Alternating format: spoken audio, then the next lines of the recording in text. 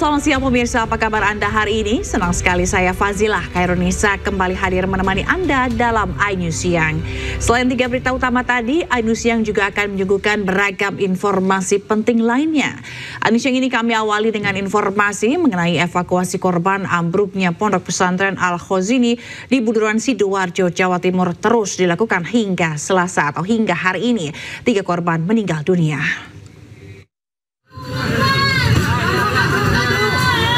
Nggak ada ya, cuma perut kecepet ya.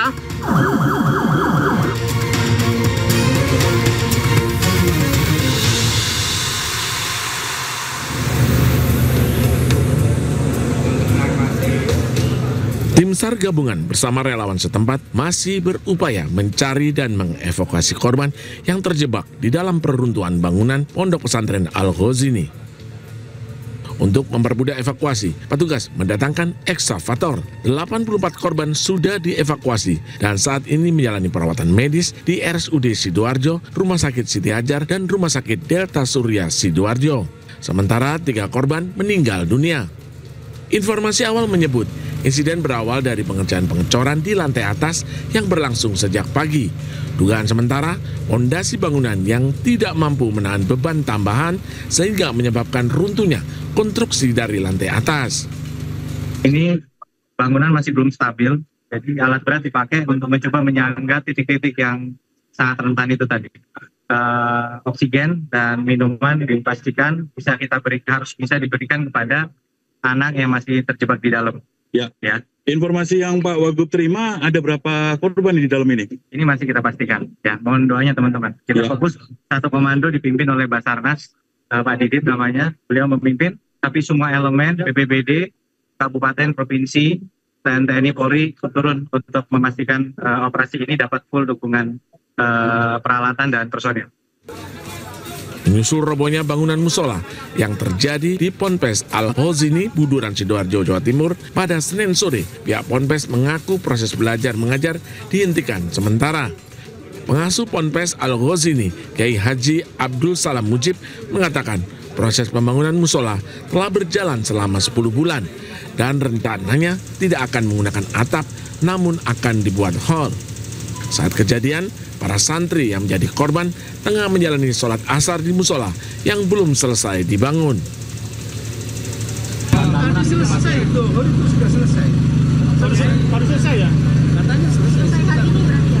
Pengecorannya berarti selesai hari ini? Selesai kata dia. Jadi bangunannya punya izin atau? Nah itu nggak tahu. Nah kira enggak lah. Di sini semuanya sama.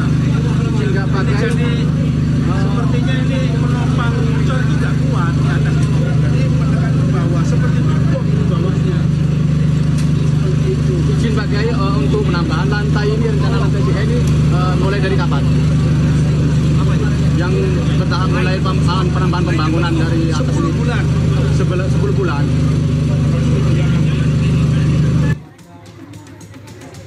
Sementara itu, kedatangan korban meninggal dunia bangunan ambruk Ponpes Al-Khozini bernama Maulana Alvan Ibrahim disambut haru keluarga dan kerabat saat tiba di rumah duka Kalianyar Kalimei Bongkaran, Pabean Cantikan, Surabaya. Usai disalatkan, jenazah Maulana Alvan Ibrahim dimakamkan di Bangkalan. Korban ditemukan tim BPBD Sidoarjo di antara reruntuhan. Maulana Alvan Ibrahim adalah satu dari puluhan korban yang berhasil ditemukan tim gabungan dari reruntuhan bangunan pesantren yang ambruk di Sidoarjo, Jawa Timur. Tim Liputan iNews melaporkan. Ya, sementara petugas gabungan berhasil mengevakuasi 2 korban selamat dari reruntuhan Pondok Pesantren Al-Khozini di Buduran Sidoarjo, Jawa Timur. Pencarian korban santri lainnya masih terus dilakukan.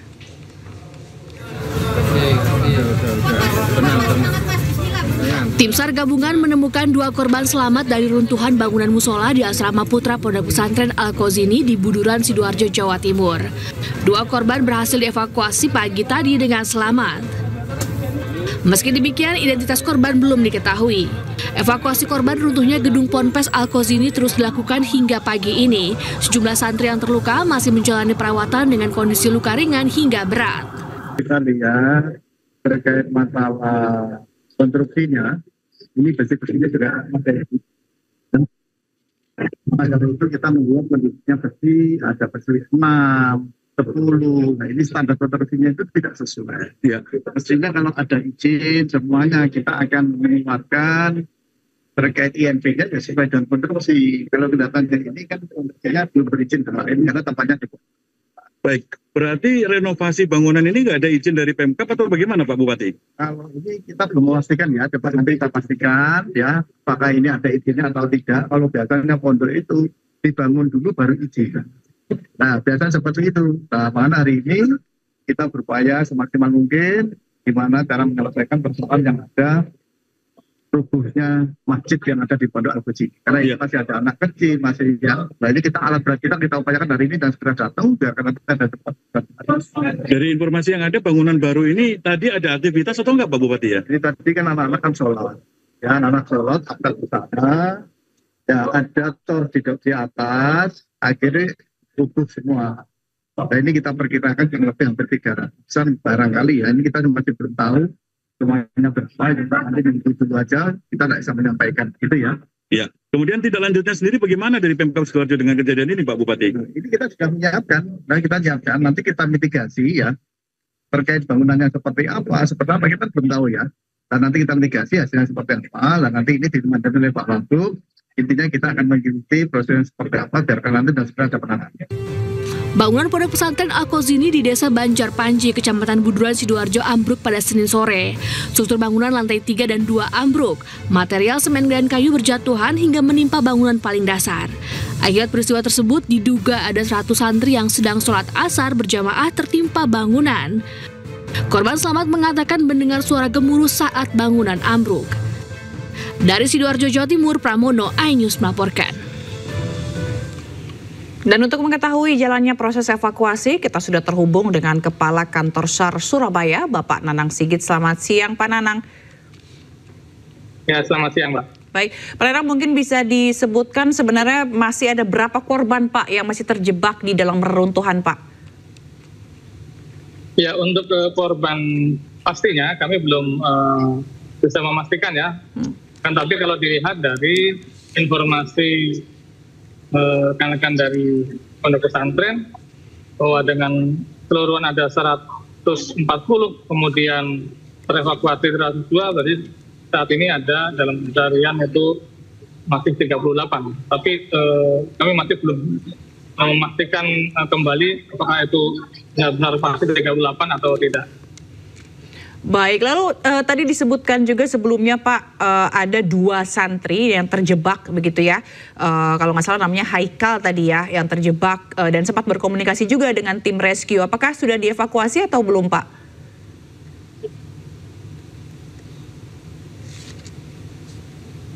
Ya, dari tadi malam memang kami sudah melaksanakan proses evakuasi dan awalnya adalah kami ada komunikasi verbal ya.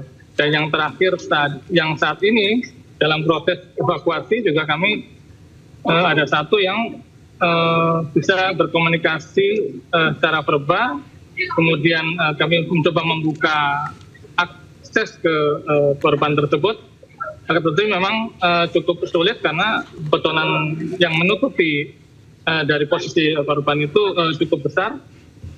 Dan terakhir tadi pukul 11 itu kami bisa membuka sedikit akses dan memberikan oksigen dan juga makanan dan minuman. Baik, lalu saat ini fokus dari evakuasi seperti apa dan apa Pak kendalanya? Ya, sampai dengan saat ini bahwa kami masih fokus pencarian atau melaksanakan proses evakuasi terhadap korban-korban yang masih hidup ataupun dimungkinkan masih hidup. Fokus kami adalah itu, sehingga kami menggunakan proses evakuasi di lantai dasar dengan kemudian membuat shoring di beberapa tempat untuk menjaga kestabilan dari material-material bangunan. Karena memang material bangunan tersebut rentan sekali untuk runtuh kembali, dan itu yang kemudian menjadi kendala buat kami. Sehingga di samping memang kami cukup berhati-hati karena korban juga kami anggap masih hidup, dan juga untuk keselamatan dari penolong itu sendiri. Kami juga untuk saat ini menempatkan alat pendeteksi getaran, yang kemudian ada tim yang dari luar untuk memantaunya, sehingga jika ada getaran alat tersebut akan berbunyi dan kami bisa menginformasikan kepada rekan-rekan yang memang sedang melaksanakan pertolongan di bawah reruntuhan, sehingga mereka bisa nyaman ataupun fokus untuk melaksanakan pencarian. Baik, lalu evakuasi ini apakah sudah bisa menggunakan alat berat, Pak? Karena kan diinformasikan sebelumnya karena takutnya ada reruntuhan yang lain begitu, susulan begitu? Ya, untuk alat berat memang sudah tersedia dari hari pertama ya, atau dari malam sudah tersedia alat berat. Akan kami belum merekomendasikan untuk menggunakan alat berat karena memang tadi seperti kami sampaikan, kami masih fokus kepada korban-korban yang selamat, yang jika kemudian menggunakan alat berat akan merubah struktur dari bangunan tersebut dan akan memungkinkan untuk runtuh kembali dan bahkan akan menimpa baik itu korban-korban yang memang sebenarnya masih hidup ataupun penolong yang saat itu sedang melaksanakan pencarian ataupun melaksanakan evakuasi di lantai dasar. Oke, sampai kapan Pak rencananya evakuasi ini akan terus dilakukan? Ya, untuk evakuasi kami akan berusaha melaksanakan proses evakuasinya sampai semua korban bisa dievakuasi. Karena memang lokasi dari korban sendiri adalah hanya di lokasi bangunan itu aja. Artinya kita tidak melaksanakan pencarian di tempat lain, memang terfokus ataupun berada dalam satu bangunan tersebut. Baik, terima kasih Pak Danang Sigit, Kepala Kantor SAR Surabaya telah bergabung bersama kami, Pak. Tetap semangat Pak untuk mengevakuasi para korban. Terima kasih Pak. Ya pemirsa, upaya pencarian santri korban runtuhnya gedung Ponpes Al-Khozini di Buduran Sidoarjo, Jawa Timur hingga kini masih terus berlangsung. Dalam pencarian itu tim evakuasi sempat berkomunikasi dengan 2 orang korban yang masih terjebak di bawah reruntuhan bangunan. Yusuf, umurmu berapa?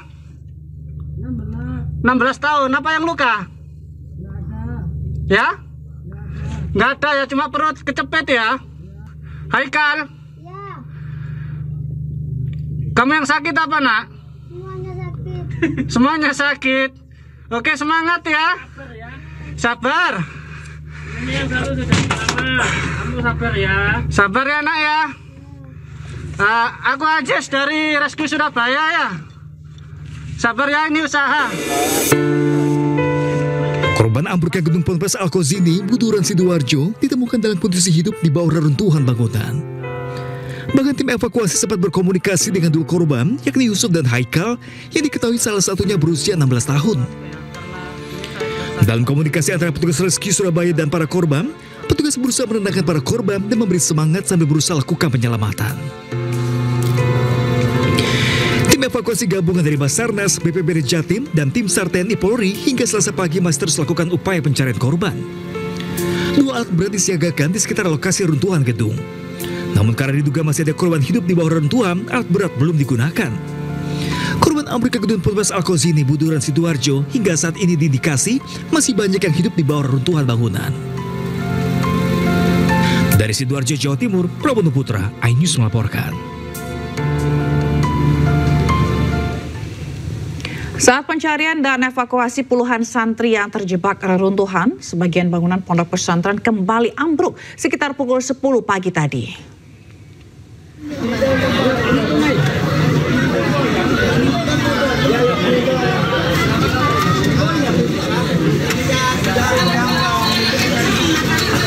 Kepanikan terjadi saat sebagian bangunan pondok pesantren Al-Khozini kembali ambruk. Ambruk susulan terjadi saat petugas sedang berupaya mengevakuasi puluhan santri yang masih terjebak di reruntuhan bangunan. Getaran dirasakan petugas dan warga di sekitar lokasi.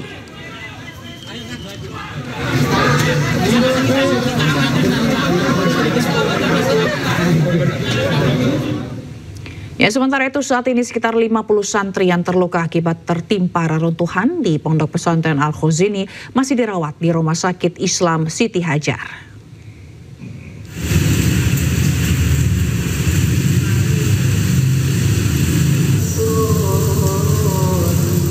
Sejak peristiwa ambruknya musola milik Ponpes Al-Khozini kemarin sore, Rumah Sakit Islam Siti Hajar telah merawat 50 korban.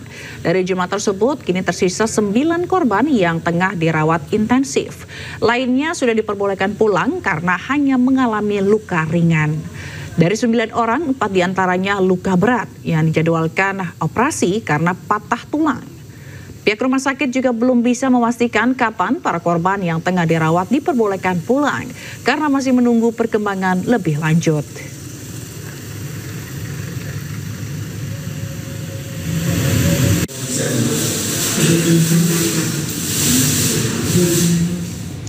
Duka cita mendalam dirasakan warga dan keluarga santri di Bangkalan, Jawa Timur yang menjadi korban ambruknya musola pondok pesantren di Sidoarjo.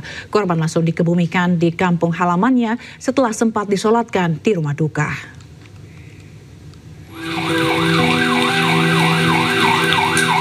Diiringi hujan, jenazah Maulana Alvan Ibrahimovic, salah satu santri yang menjadi korban musibah ambruknya Ponpes, tiba Selasa dini hari di Kampung Tangkel, Desa Lomair, Kecamatan Blega, Kabupaten Bangkalan. Sejumlah kerabat dan warga meramaikan rumah duka. Usai disemayamkan, jenazah almarhum dimakamkan di kompleks pemakaman desa setempat. Proses pemakaman yang awalnya akan dilakukan Selasa pagi hari dipercepat hingga pemakaman dilakukan pada malam hari. Pihak kepolisian setempat masih menelusuri informasi terkait identitas santri korban lain di wilayah Blega, Bangkalan selain Maulana Alvan Ibrahimovic. Untuk yang saya dapat informasi itu, yang di Lomair itu ada satu, terus informasinya lagi ada salah satu desa, cuman tidak hanya mengalami luka-luka aja. Almarhum Maulana Alvan Ibrahimovic, 14 tahun, adalah santri yang baru masuk ke Pondok Pesantren Al-Khozini, Buduran, Sidoarjo 4 bulan lalu. Ia merupakan putra pertama dari pasangan Rizal Maulana dan Siti Wardah.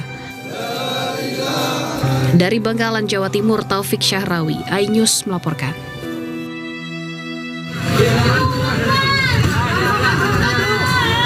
Nggak ada ya, cuma perut kecepet ya.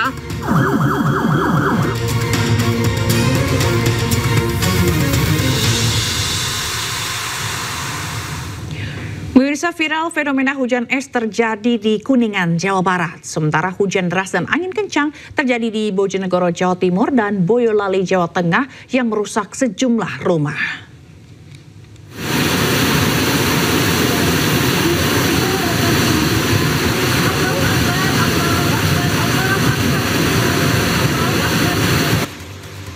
Fenomena hujan es terjadi di sebagian wilayah Kecamatan Cigugur, Kabupaten Kuningan, Jawa Barat.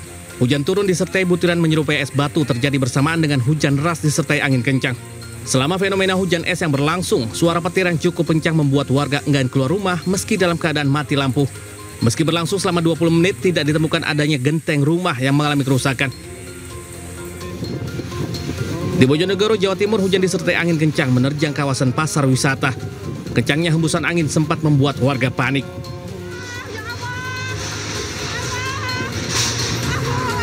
Angin kencang juga menyapu kawasan pedagang kaki lima di timur Stadion Bojonegoro, Jawa Timur. Berdasarkan data BPBD Bojonegoro, 39 rumah dilaporkan rusak.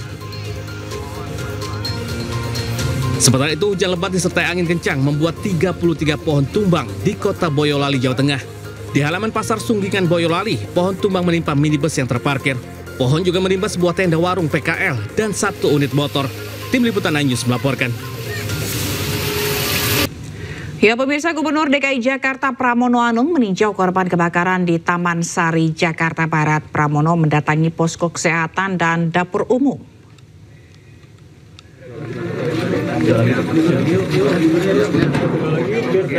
Gubernur Pramono mendengar langsung keluh kesah warga korban kebakaran. Sejumlah petugas PPSU juga telah membersihkan area puing-puing kebakaran. Sebelumnya, 400 rumah hangus terbakar di kawasan padat penduduk di Gang Langgar 1, Taman Sari, Jakarta Barat. Akibat kebakaran, 1.200 jiwa kehilangan tempat tinggal. Pramono menegaskan akan membantu warga yang kehilangan dokumen penting seperti surat rumah.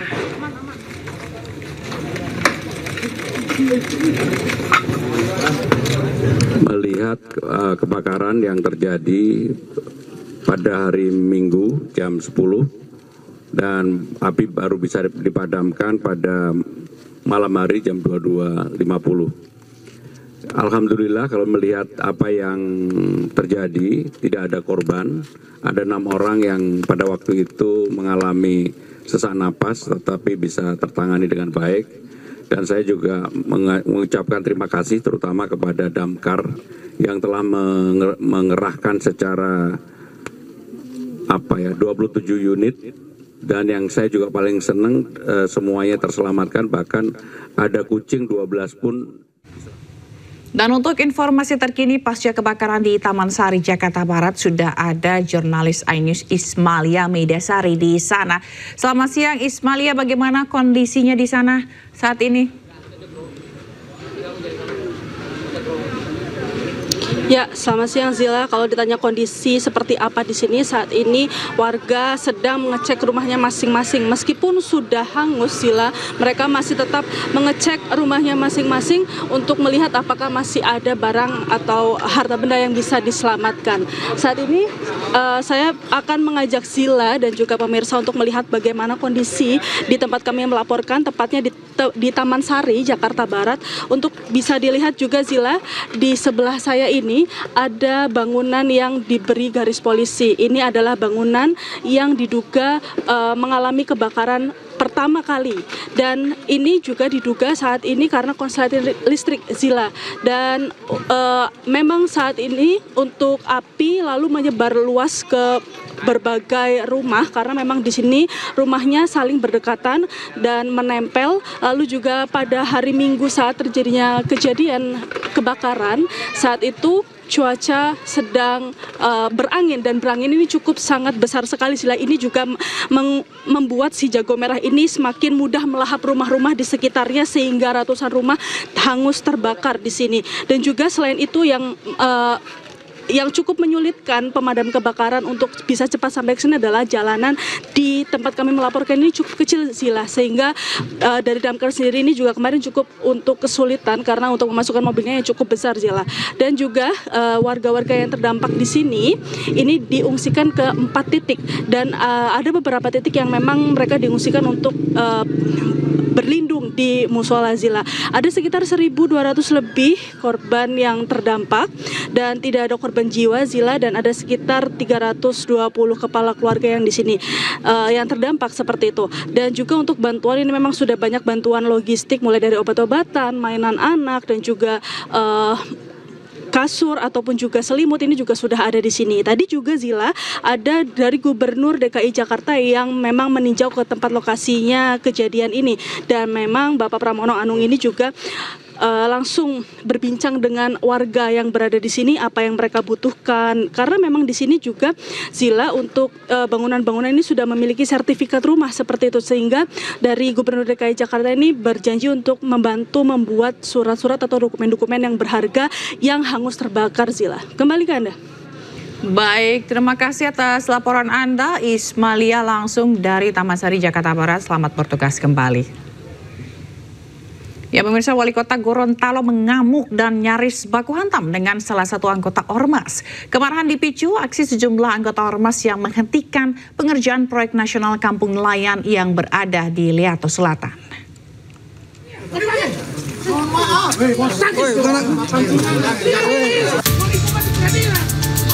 Inilah detik-detik saat emosi Wali Kota Gorontalo, Adan Dambea, tak bisa terkendalikan. Dirinya mengamuk dan bersih tegang dengan salah satu oknum anggota Ormas Kenamaan Nasional. Bahkan sang wali kota nyaris baku hantam dengan oknum anggota Ormas tersebut.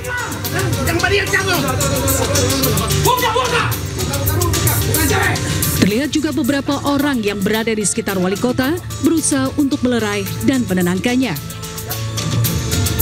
Beberapa orang lainnya juga berusaha menenangkan oknum anggota Ormas tersebut. Kemarahan wali kota lantaran proyek nasional pembangunan kampung nelayan dihentikan pekerjaannya oleh sejumlah oknum Ormas. Upaya pemberhentian proyek karena adanya klaim dari warga yang merasa sebagai pemilik lahan di Kelurahan Leato Selatan, Kota Gorontalo. Supaya mau kasih clear ini grip jaya. Jadi mereka di daerah-daerah justru menghambat pelaksanaan proyek di daerah-daerah. Jadi bukan membantu pemerintah daerah dalam kegiatan pembangunan, tapi justru mereka menghalangi kegiatan pembangunan daerah. Mencegah adanya kasus serupa, Pemkot berharap pemerintah pusat bisa menertibkan ormas-ormas yang tidak mendukung pembangunan di daerah. Dari Gorontalo, Nur Faiziela Hasan, iNews melaporkan. Ya, sementara itu puluhan warga memblokade jalan masuk Bandara Beto Ambari di Kota Bau-Bau, Sulawesi Tenggara. Warga menuntut ganti rugi lahan kebun mereka atas perluasan kawasan bandara yang hingga kini belum terbayarkan.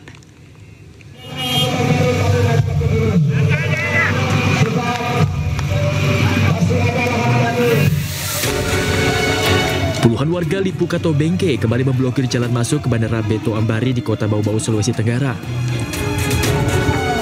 Warga memblokir jalan dengan batu dan kayu untuk menutup akses ke dalam Bandara Beto Ambari.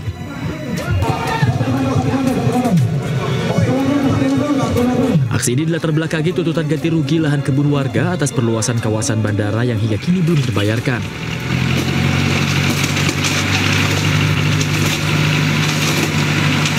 Blokade sendiri dilakukan setelah pertemuan dengan Wali Kota Bau-Bau dan pihak Bandara Beto Ambari tidak membuahkan hasil. Mediasi sudah terlaksana di aula kantor Wali Kota Bau-Bau dan turut dihadiri Wali Kota Bau-Bau. Dalam hal ini kemarin awalnya pemerintah ini mengatakan bahwa tidak pernah terjadi pembayaran di lokasi bandara.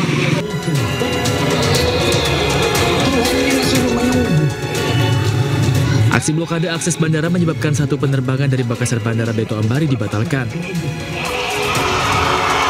Warga Begancam akan terus memblokir jalan masuk ke bandara sampai ganti rugi lahan kebun mereka dibayarkan. Dari Kota Bau-Bau, Sulawesi Tenggara, Adi Eba, iNews melaporkan.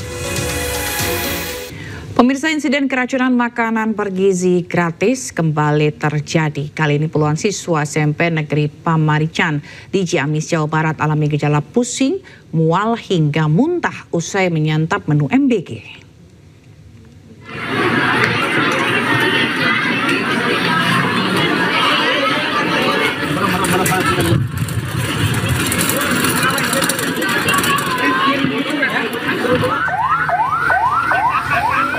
Sejumlah siswa SMP Negeri Pamarican di Ciamis, Jawa Barat dievakuasi tim medis ke ambulans untuk dibawa ke puskesmas.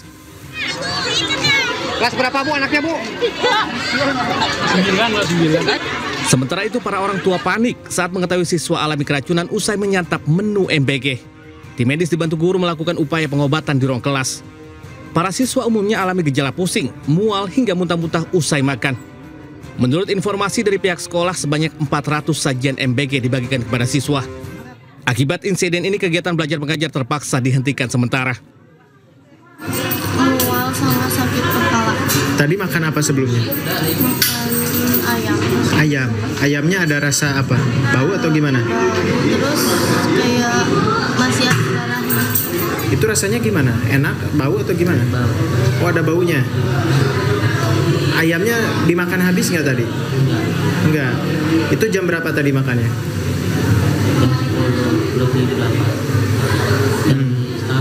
Mulai kerasa perut, kram? Setengah 12. Jumlah siswa yang mengalami keracunan MBG 53 orang. Sebagian siswa diperbolehkan pulang sementara 14 siswa dirawat di Puskesmas Pamarican. 2 siswa di Puskesmas Kertahayu dan 2 diantaranya dirujuk ke RSUD Banjar. Dari Ciamis, Jawa Barat, Acep Muslim, iNews melaporkan. Maraknya kasus keracunan massal akibat makan bergizi gratis di berbagai daerah Jawa Barat memicu keresahan orang tua siswa. Forum Orang Tua Siswa dan Guru Jawa Barat menyatakan sikap keras dan mendesak pemerintah segera melakukan evaluasi menyeluruh.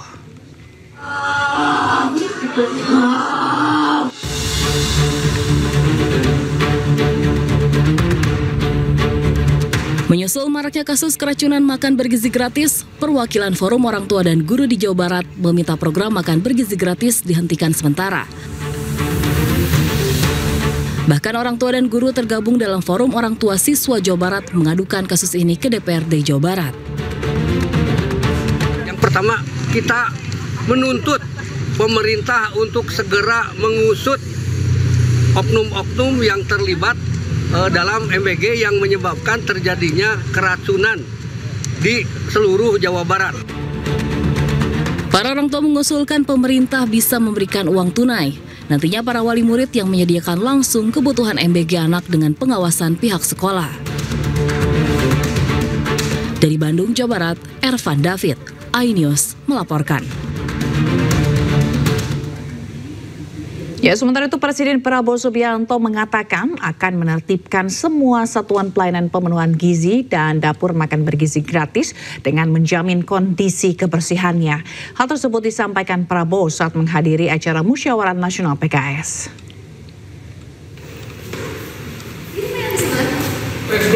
Presiden Prabowo meminta kepada seluruh SPPG dan dapur MBG agar semua peralatan memasak hingga kotak makanan harus bersih agar tidak ada bakteri. Arahan yang disampaikan Presiden Prabowo mengingat sudah terjadi lebih dari 5.000 kasus keracunan MBG sejak Januari hingga September 2025. Selain itu, Prabowo juga meminta alat uji untuk menguji menu MBG sebelum didistribusikan ke sekolah-sekolah.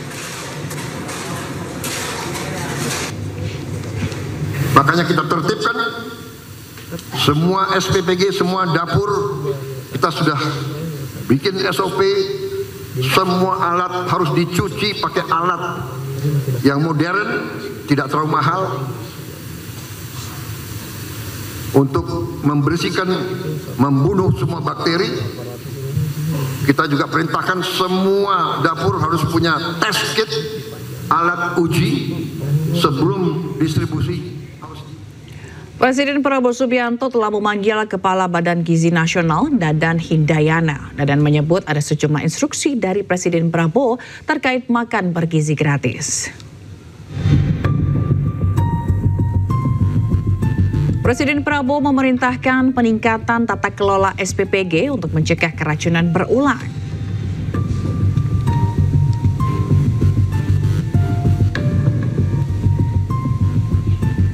Prabowo juga meminta agar SPPG memiliki koki yang terlatih. Ia juga meminta dapur yang memproduksi menu MBG dilengkapi dengan alat rapid test untuk mengecek kualitas makanan.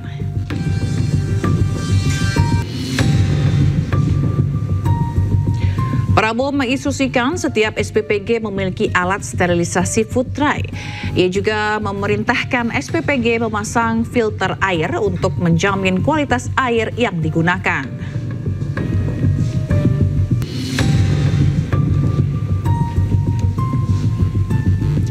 Prabowo juga meminta supaya SPPG dilengkapi CCTV yang terhubung langsung ke pusat.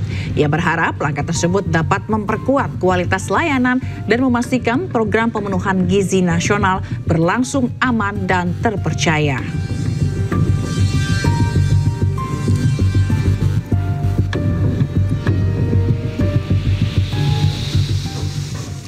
Kelakar disampaikan Presiden Prabowo saat penutupan Munas 6 Partai Keadilan Sejahtera. Prabowo menyebut saat ia menang Pilpres 2024, PKS malah tidak mendukungnya.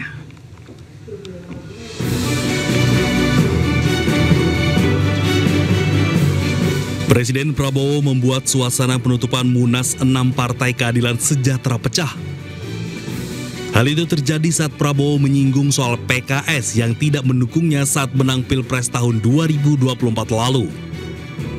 Sambil berkelakar, awalnya Prabowo menyebut jika ada yang ingin belajar kalah, belajar darinya. Sebab ia berulang kali kalah dalam Pilpres. Kemudian Prabowo menyindir halus PKS yang menyebut saat dirinya menang Pilpres, PKS malah tidak mendukungnya lagi. Tapi kita juga harus siap kalah. Kalau mau belajar kalah, belajar dari Prabowo Subianto.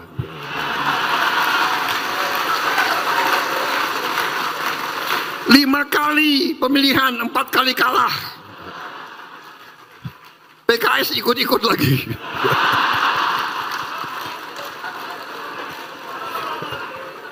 Dua kali dukung gue, 2 kali kalah.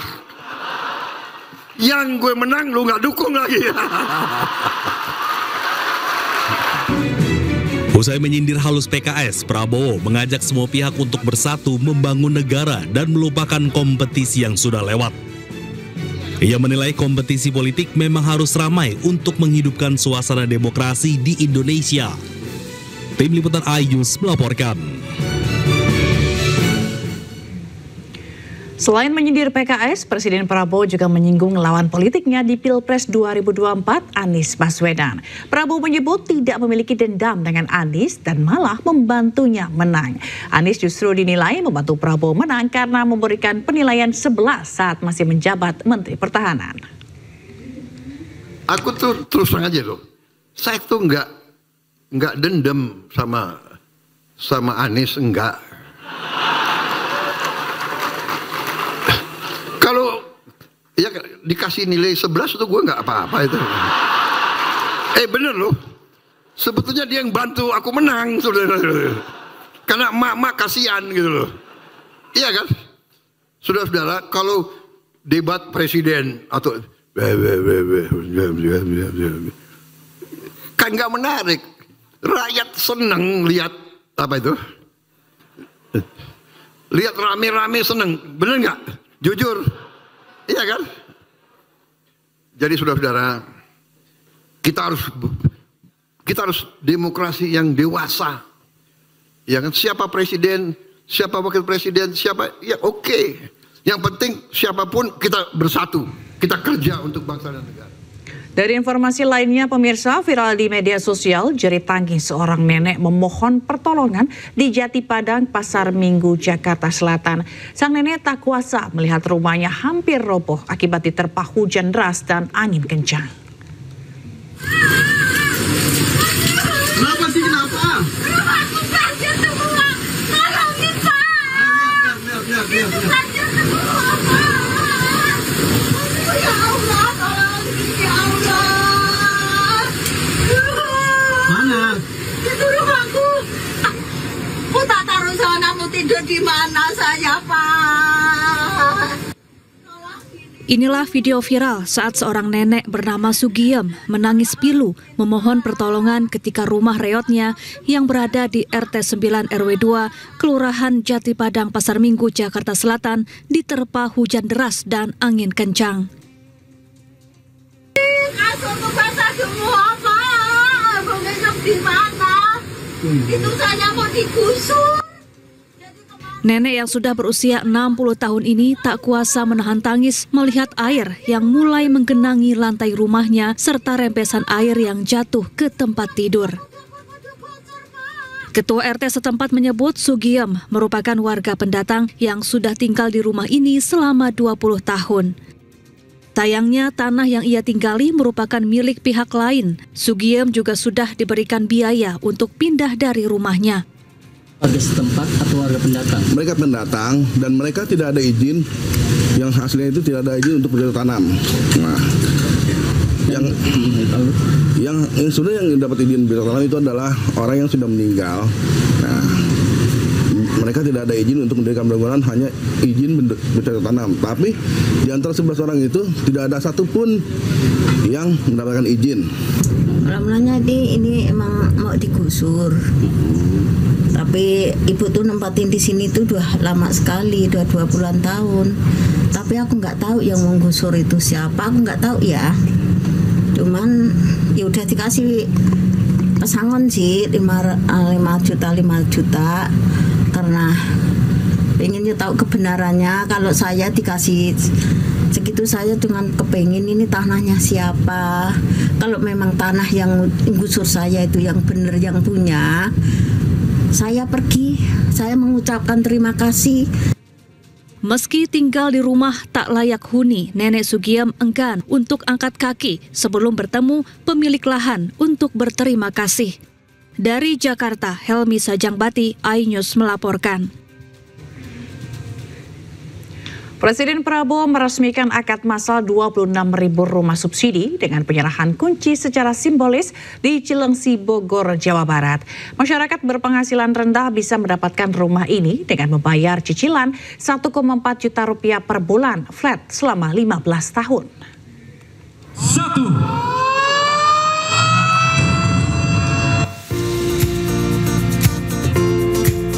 Presiden Prabowo Subianto secara simbolis meresmikan akad massal dan penyerahan kunci 26.000 rumah subsidi melalui program kredit kepemilikan rumah sejahtera fasilitas likuiditas pembiayaan perumahan kepada 10 penerima manfaat dari berbagai profesi mulai dari guru hingga ojek online.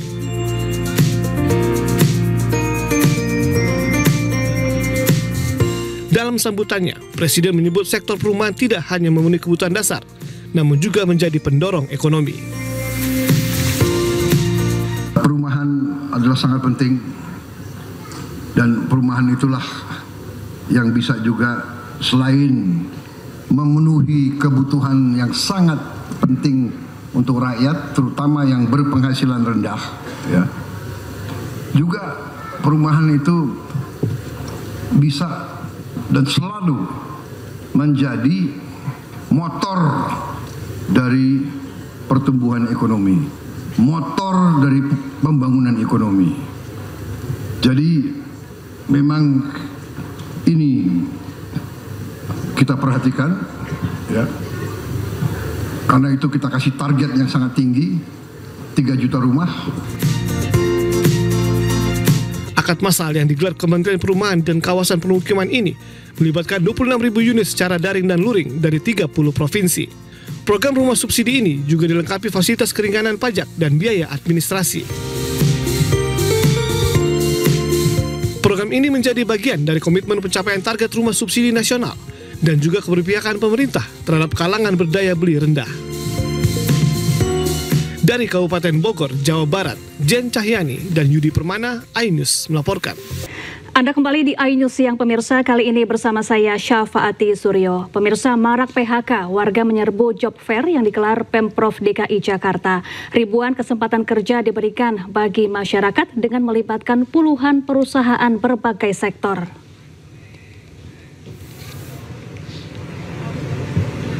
Suku Dinas Tenaga Kerja Transmigrasi dan Energi Jakarta Pusat kembali menggelar Jakarta Job Fest 2025. Job Fest 2025 resmi dibuka pada hari ini, 30 September 2025 hingga besok di Gedung Pertemuan Pertamina Cempaka Putih Tengah, Jakarta Pusat. Agenda tahunan ini digelar untuk menekan angka pengangguran sekaligus meningkatkan kualitas layanan penempatan tenaga kerja.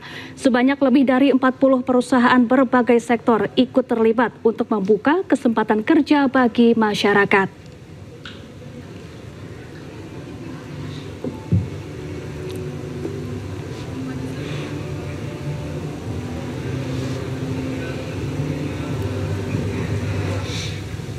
Ya, untuk mengetahui informasi terkini kita terhubung dengan rekan Jen Cahyani di kawasan Cempaka Putih, Jakarta Pusat. Selamat siang Jen, ada berapa perusahaan yang membuka lowongan kerja dan bagaimana antusiasme warga yang datang ke sana?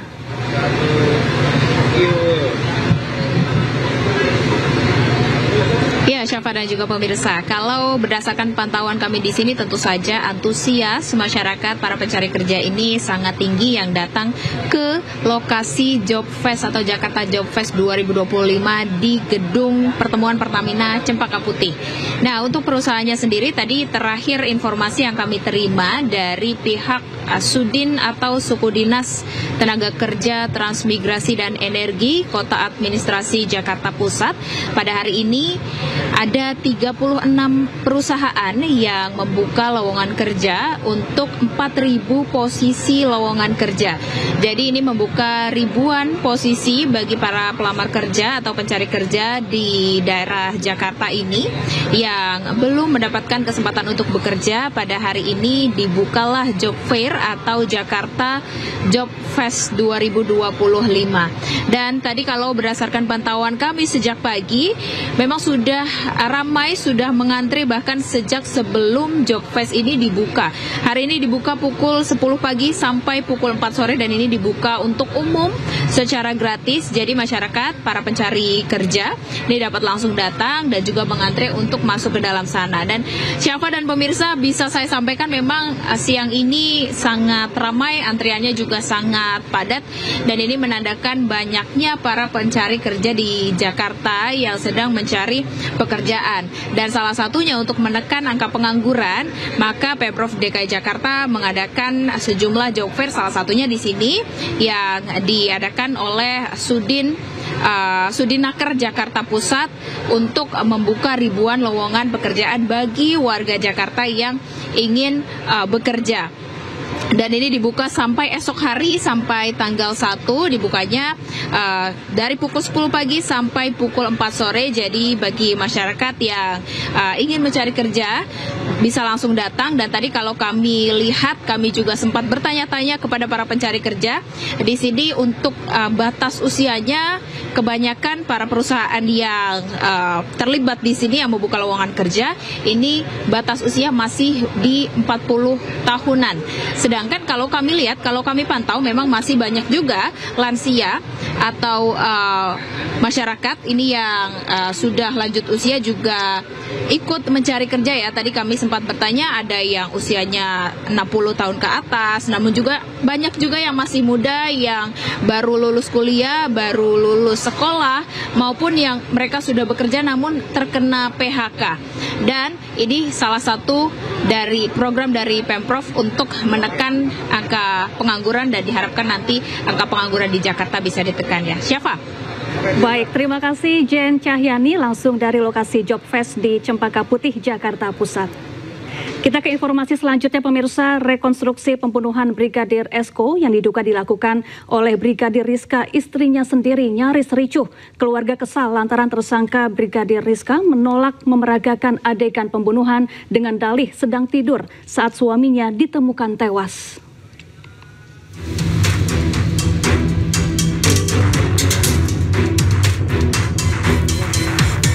Ratusan warga ikut menyaksikan saat tersangka Brigadir Rizka melakukan rekonstruksi pembunuhan terhadap Brigadir Esko suaminya. Dalam rekonstruksi di rumah korban di Desa Jembatan Kembar, Lombok Barat, Brigadir Rizka memperagakan 50 adegan. Rekonstruksi juga dilakukan di sejumlah titik. Setiap adegan diperagakan mulai dari interaksi terakhir korban dengan istrinya. Namun pelaku menolak melakukan adegan pembunuhan lantaran berdalih sedang tidur saat suaminya ditemukan tewas tergantung di pohon di belakang rumah. Polisi juga menghadirkan 7 saksi, namun polisi belum bersedia mengungkap motif pembunuhan.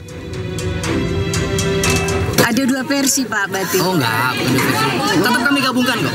Tetap digabungkan. Gitu ya. Tadi tersangka dihadirkan Pak ya? Betul sekali. Bersama saksi yang lain. Tapi tersangka lebih dari 1 tersangkanya. Sementara masih 1. Sementara masih 1. Sementara masih 1. Sudah ada motifnya enggak? Nanti kita kasih perkembangan penyidikannya bagaimana. Bisa bertambah atau tidak. Keluarga sangat menyesalkan dan tidak menyangka Brigadir Rizka menjadi tersangka pembunuhan suaminya. Keduanya sudah 8 tahun menikah dan memiliki 2 anak. Keluarga berharap pelaku diganjar hukuman berat. Dari Lombok Barat, NTB, Muzakir, iNews melaporkan. Pemirsa, nama Indonesia di mata dunia tercoreng dengan kasus pencurian yang dilakukan oleh seorang WNI di Jepang. Selain tas mewah, Muhammad Davin juga dituduh mencuri barang-barang dari toko vintage senilai 1 miliar rupiah. Muhammad Davin, pria berusia 22 tahun, saat ini menjadi pria paling dibicarakan tidak hanya di Jepang, tapi juga di tempat kelahirannya Indonesia. Bukan karena prestasi yang ia torehkan, tetapi karena kasus pencurian di distrik Shibuya, Tokyo, Jepang yang ia lakukan. Davin diduga membobol toko yang menjual produk-produk mewah bekas pada pukul 2 dini hari waktu setempat. Menurut polisi, Davin mencuri total 18 barang dari toko itu termasuk tas tangan mewah dari merek-merek terkenal. Namun saat diminta keterangan, Davin mengatakan aksi nekat yang ia lakukan atas permintaan dari seorang teman yang juga berasal dari Indonesia. Kini polisi menyelidiki kemungkinan jaringan yang lebih besar dalam kasus Davin. Tim Liputan melaporkan. Pemirsa, karena ulah iseng teman, seorang santri keracunan usai menenggak air keras di Lumajang, Jawa Timur. Organ dalamnya kini rusak parah.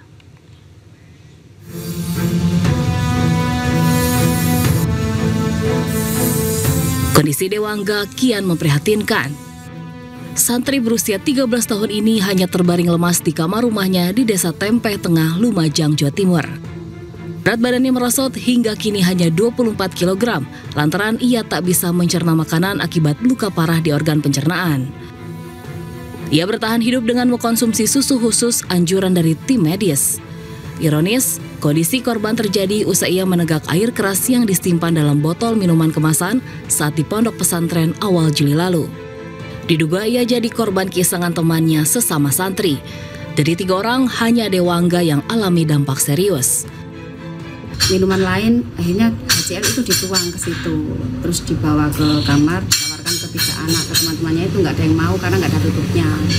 Terus anak saya habis dari piket posisi katanya haus itu, terus tanya apa ini mas itu, oh ini minuman, sudah diminum anak-anak tinggal sedikit, dikasih ibu-ibu, terus diminum sama anak saya.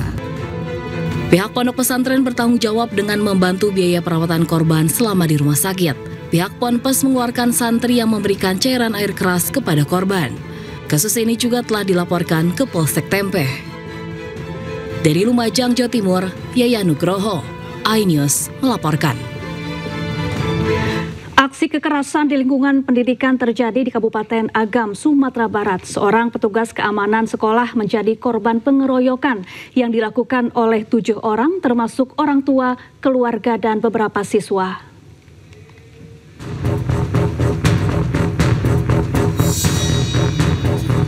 Inilah rekaman kamera CCTV di SMPN 7 Lubuk Basung, Kabupaten Agam, Sumatera Barat. Memperlihatkan sekelompok orang tiba-tiba masuk ke ruang guru lalu mengeroyok satpam yang tengah duduk di dalam ruangan. Satpam yang kabur keluar ruangan terus dikejar hingga ke halaman sekolah. Sebanyak 7 orang terekam kamera CCTV mengeroyok satpam. Kronologi kejadian berawal saat seorang siswa terlambat masuk sekolah dan mencoba memanjat pagar. Tindakannya ketahuan satpam dan siswa itu dibawa ke kantor untuk diproses. Namun saat pulang sekolah, siswa tersebut mengadu kepada orang tuanya, mengadu dicekik oleh satpam. Diduga tak terima, orang tua, kakak, dan beberapa siswa mendatangi sekolah dan langsung mengeroyok satpam yang sedang berada di ruang guru. Dan itu harapan kita ini pihak kepolisian segera memproses ini, karena di luar saya mendengar berita yang simpang siur. Ada yang menyatakan perkelahian, ada yang setelah satpam ini dikeroyok, habis itu dia memukul lagi anak ini ya. Kalau itu kan kita nggak bisa membuktikan. Kasus pengeroyokan tersebut sudah dilaporkan ke pihak polisi. Baik satpam maupun keluarga siswa sama-sama melakukan pelaporan. Dari Agam, Sumatera Barat, Wahyu Sikumbang, iNews melaporkan.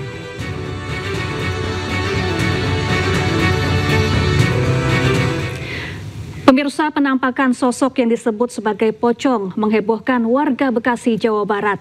Warga berusaha menangkapnya, namun sosok itu menghilang secara misterius.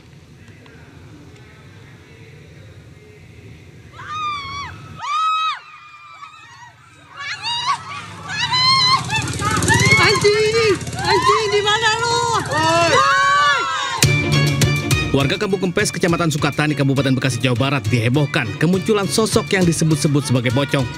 Sejumlah warga pun beramai-ramai berusaha menangkapnya, namun sosok itu menghilang secara misterius. Salah seorang warga mengaku melihat sosok itu pertama kali dekat pohon kelapa. Ramainya isu penampakan itu sempat membuatnya khawatir karena lokasinya berada di sekitar makam keluarga. Hingga kini keberadaan sosok yang diduga pocong itu masih menjadi misteri. Untuk mengantisipasi adanya pihak yang sengaja memanfaatkan situasi, warga pun memperketat ronda malam. Dari Kabupaten Bekasi, Jawa Barat, Ahmad Jauhari Lutfi, iNews melaporkan.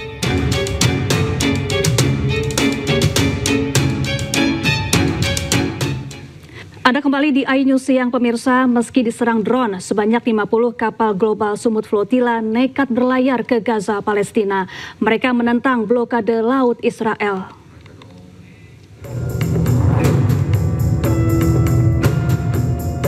Meski mendapat tekanan politik dan serangan udara di perairan internasional, Armada Bantuan Internasional Global Sumut Flotilla atau GSF menegaskan akan tetap berlayar menuju Gaza untuk menentang blokade laut Israel.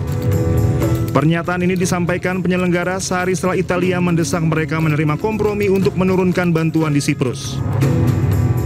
Armada yang beranggotakan sekitar 50 kapal sipil ini sempat diserang pesawat tanpa awak pada Rabu pekan lalu di perairan internasional sekitar 56 km dari Pulau Gavdos, Yunani. Meski salah satu kapal terdepan mengalami kerusakan mekanis, penyelenggara memastikan armada tetap melanjutkan perjalanan. Kapal-kapal tersebut ditargetkan tiba awal pekan depan di perairan Gaza. Pemerintah Yunani sendiri menyatakan menjamin keamanan pelayaran armada selama berada di lepas pantai negara tersebut. Aksi unjuk rasa pro-Palestina di sejumlah negara Eropa terus menggema. Para aktivis mengecam negara barat yang mendukung militer Israel melakukan genosida di Gaza. Dan pemirsa, informasi ini sekaligus menutup iNews siang hari ini. Temukan informasi-informasi terbaru lainnya di www.inews.id. Dan cuplikan tayangan berita iNews dapat Anda saksikan di kanal YouTube @officialinews. Selanjutnya, Anda akan menyaksikan Pemimpin Rakyat bersama rekan saya Syabrina Hasyilah. Dan pemirsa, update informasi terbaru Anda dengan berita-berita aktual juga hangat dan sejukkan dulu dengan air mineral yang murni dan alami. Saya Syafaati Suryo pamit undur diri, selamat beraktivitas, terima kasih dan sampai jumpa.